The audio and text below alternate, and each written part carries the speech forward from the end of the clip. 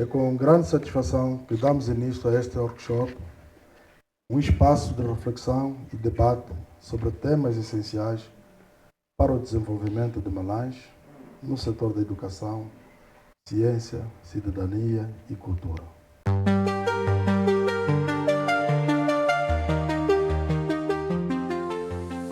Vamos aproveitar o máximo este momento, porque não são todos os meses, todos os anos que conseguimos albergar vários cérebros para uma só atividade.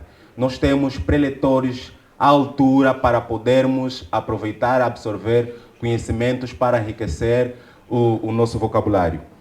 A nível de Angola, existem locais onde não se fala o português.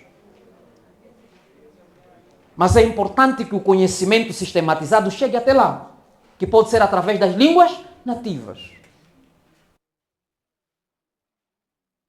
É de louvar, claro que muitas iniciativas têm sido feitas. Hoje já temos aí quarta, quinta, sexta para o uso do traje africano, mas não é suficiente. Outro problema tem que ver com a educação informal. Destes valores que nós estamos aqui a mencionar, já não são transmitidos no quê? No convívio familiar. Mas temos disciplinas de Quimbundo aonde? A nível das escolas. Não é suficiente. Aprender a falar o Quimbundo para o melhor processo de assimilação é junto do seio familiar. Aqui conosco o diretor municipal da educação em Malange e queremos, senhor diretor, muito bom dia, boa tarde. Como é que está a decorrer a atividade? Bom dia, sou Ciência da Educação. A princípio, gostaríamos de agradecer pela presença. Bem, até agora está tudo a correr bem. Quanto aos objetivos, estamos já a 60%, 70%. Temos o número de docentes e o número de gestores escolares presentes conforme a perspectiva da atividade. E qual é o objetivo da realização dessa atividade para já? Muito bem. O maior objetivo da realização deste workshop é dotar os gestores escolares para melhor darem resposta àquilo que são as novas tendências da gestão escolar, é dotar também os docentes escolares na perspectiva de melhor enquadrarem-se, de renovarem os seus métodos de ensino.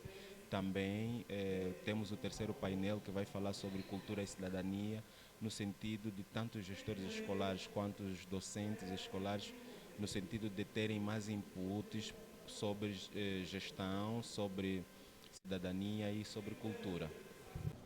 Como sabemos, o ensino primário ou a formação de professores acontece em um contexto multifacético e dinâmico e que igualmente diversos fatores interferem, quer seja de forma direta ou indireta. E um desses elementos subjacentes aos contextos locais e globais tem a ver com as políticas educativas. As políticas educativas são o alicerce para qualquer sistema de ensino de alto desempenho. Se nós não tivermos políticas educativas efetivas, concisas e contextualizadas, não teremos uma educação que tanto desejamos, que tanto defendemos e que tanto procuramos atingir. Sobre a educação inclusiva e transformadora, perguntamos quais são os aspectos que considera relevantes na gestão educativa em contexto de mudança. Dr. Quilones? Bom, em contexto de mudanças, devemos primeiro perceber, enquanto gestores escolares, que a sociedade mudou. Se a sociedade mudou, a nossa percepção e a nossa forma de operacionalizar o currículo deve também mudar. Deve mudar para ir ao encontro das necessidades educativas que existem na escola, e isto remete-nos um pouco a uma educação que vá para além da fronteira do espaço físico. É importante que tenhamos uma componente letiva, mas também uma componente não letiva da própria educação. Aqui põe-se em causa as competências do gestor. As competências do gestor que vão para a competência pedagógico-didática, ter uma supervisão de tudo o que acontece a favor ou em prol do processo de ensino-aprendizagem, desde uma perspectiva microsociológica, relação professor e aluno, relação professor-professor, relação professor-gestor, relação aluno-gestor, a uma perspectiva um pouco mesosociológica. Um aluno que apresente de forma contínua transtornos ou dificuldades de aprendizagem devem chamar a atenção do gestor. E essa chamada de atenção não é teórica, ela é prática. O gestor deve, desde logo, reunir um conjunto de especialistas para, primeiro, perceber do ponto de vista fenomenológico o que está na causa daqueles transtornos ou dificuldades e encontrar os devidos elementos que vão dar solução ao problema. Depois, tem as competências administrativas. O gestor deve saber quantos professores tem, que competências esses professores têm, o pessoal não docente, quantos são, que competências têm, qual é a avaliação que faz do seu desempenho e como é que o trabalho feito por estes colaboradores vão ou não ao encontro dos objetivos constantes no projeto educativo de escola. Relativamente à evolução das estruturas que se refere, e eu poderia aqui fazer um enquadramento dessa evolução do ponto de vista social e igualmente do ponto de vista do desenvolvimento humano, sem deixar de parte claro o fator que influencia significativamente nessas mudanças, que é a educação. Sim, devemos admitir que há sim mudanças. Há mudanças. No entanto, também devemos também considerar as dinâmicas e as exigências constantes da sociedade. O que a gente deseja é uma otimização, um desempenho melhor em relação aos anos passados. Por quê? Porque a sociedade está cada vez mais exigente e essa exigência surge em função da insatisfação humana.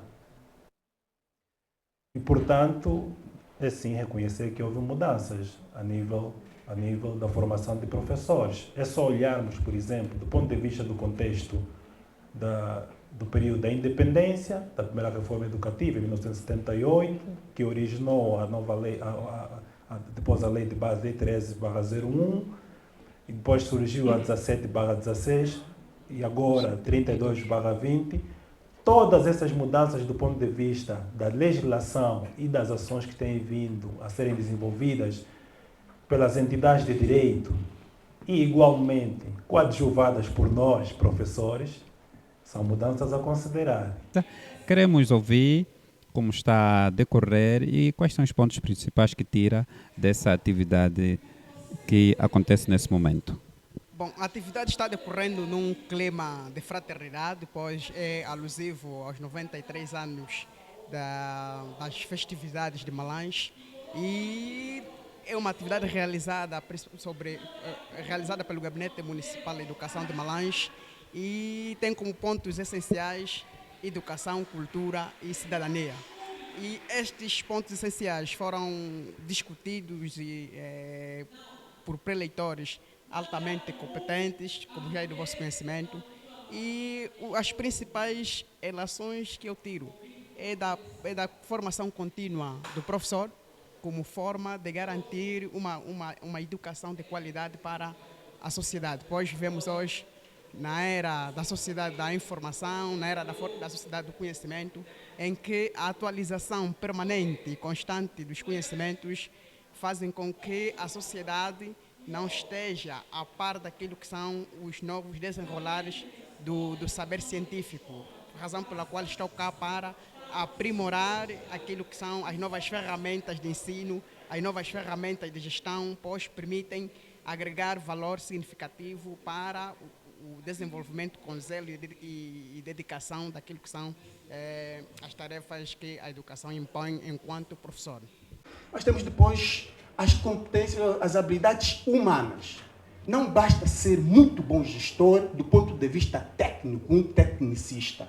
Deve poder ser modelo em termos relacionais. Deve ser um modelo de relações humanas e deve produzir um certo trabalho que permita que não só ele se relacione bem com os demais, com os seus colaboradores, mas entre os colaboradores haja boas relações.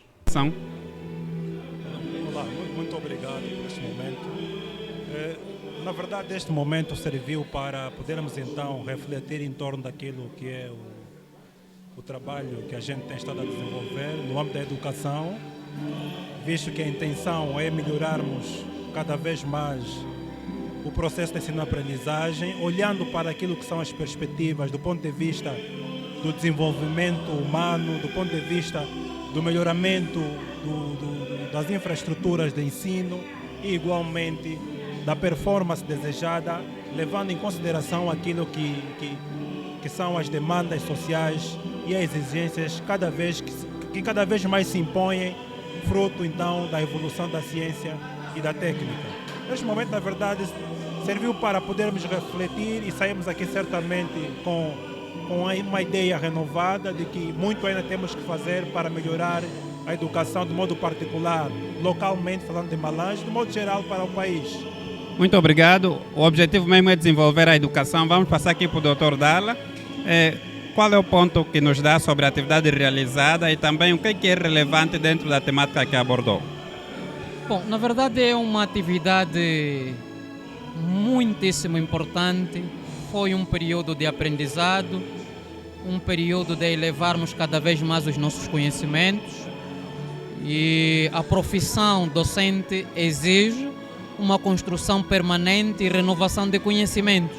Sabemos nós que os saberes não são estáticos, o saber é dinâmico e, dado isso, todo e qualquer professor deve submeter-se a essa constante dinâmica que os conhecimentos impõem.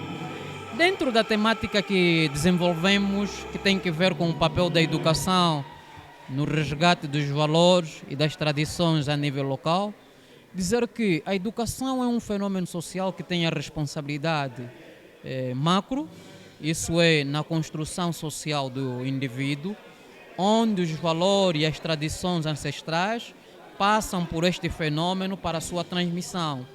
O que hoje exaltamos é que a educação, enquanto um fenômeno social e sistemático, tem a responsabilidade de contribuir no resgate desses valores, que há muito temos deixado a mercê, que muitos jovens hoje não conseguem olhar para os valores que, noutra hora, garantiam a coesão e a coabitação da própria nossa sociedade malangina, né? Falamos concretamente da língua, que é o quimbundo, que é fundamental, né? Falar também dos nossos instrumentos musicais, das nossas danças, né? Estou a falar da marimba, estou a falar concretamente do batuque, né? Das nossas danças, o umbuenza, né? Que é uma das danças típicas da nossa cultura malangina.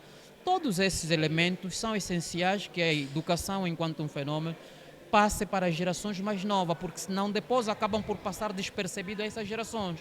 Se a geração adulta não o fizer, é importante que esta tenha a responsabilidade de garantir a transmissão dos mesmos conhecimentos.